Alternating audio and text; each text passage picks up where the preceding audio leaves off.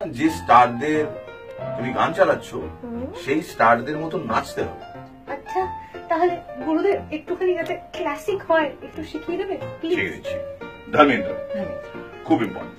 ধর্মেন্দ্রজির একটা body ওডারের problem ছিল এবং সেটা নিয়ে বহুবার তিনি কমপ্লেন শুনেছেন বিভিন্ন লোকের। বডি ওডারের প্রবলেমটা যখন মিটে যায় ভালো একটা স্ট্রং ডিওডোরেন্ট ইউজ করার পর, তখন ধর্মেন্দ্রজি গোটা গোষ্ঠীকে জানানোর চেষ্টা করতেন নাচের মাধ্যমে যে আর আমার বগলে গন্ধ নেই।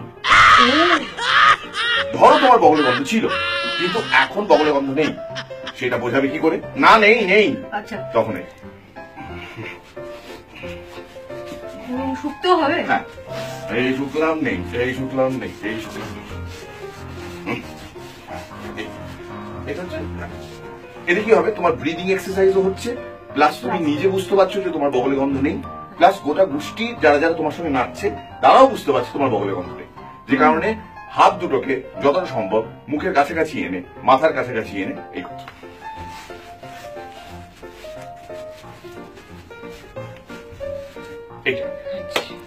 মিঠুনদার একটা প্রবলেম ছিল। মিঠুনদা প্রথম যখন নাচ আরম্ভ করেন তিনি নাচতে গিয়ে স্লিপ করে পড়ে যান, খুব বাজেভাবে লেগেছিল। কিন্তু তারপর অন্যরা যারা দেখছিল সেই নাচ তাদের ভালো লেগেছিল, ওনার লেগেছিল, ওনাদের ভালো লেগেছিল। রাইট, ডিফারেন্স আছে, ভালো বলে একটা কথা। হ্যাঁ, সেই কারণে উনি যখন নাচতে গেলেন এই পড়ে গেছিলেন, এইটাকে উনি অ্যারেস্ট করে নিলেন যে পড়ে যাব না, আটকে নেব নিজেকে।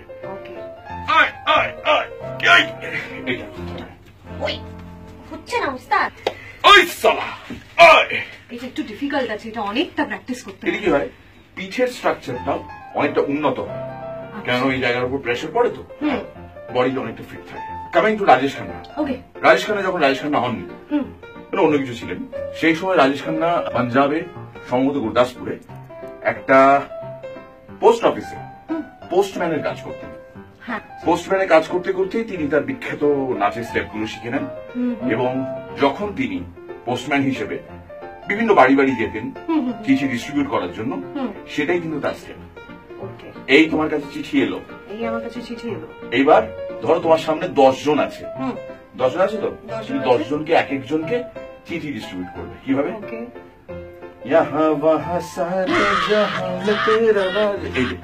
এনে তো চিঠি, এনে তো চিঠি, এনে তো চিঠি, এনে তো চিঠি, এনে তো চিঠি, এনে তো চিঠি, ডিস্ট্রিবিউশন কমপ্লিট।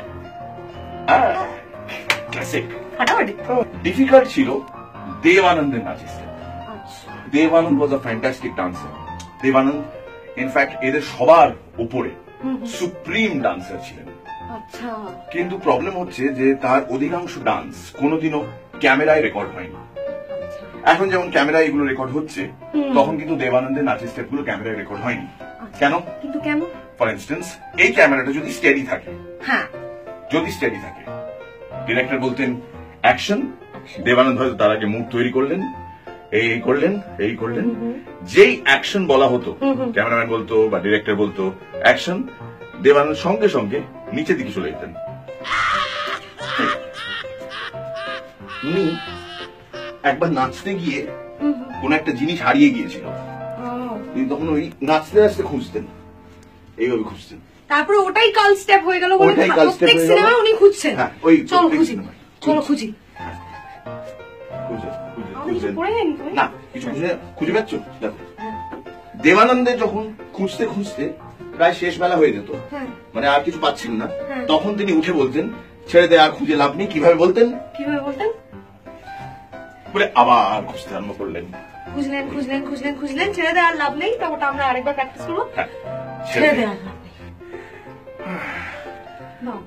আমরা এরকম নাচের ক্লাস রেট্রো আর্টিস্টদের নিয়ে আরো করব, ক্লাসিক্সদের নিয়ে, লেজেন্ডদের নিয়ে আরো করব, এবং এইভাবেই আমার মনে হয় রিয়ার কফি হাউস ক্লাসিক্স আরো জমে উঠবে।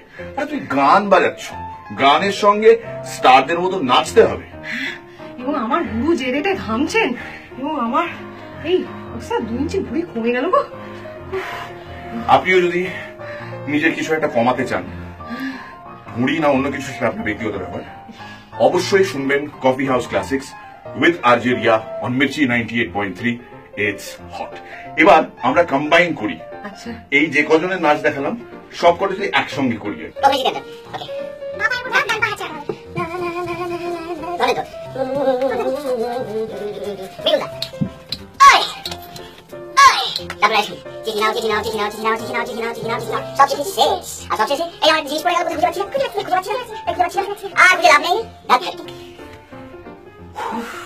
If you like this video, please share it আর জানান আমাদের আপনার কেমন লাগে।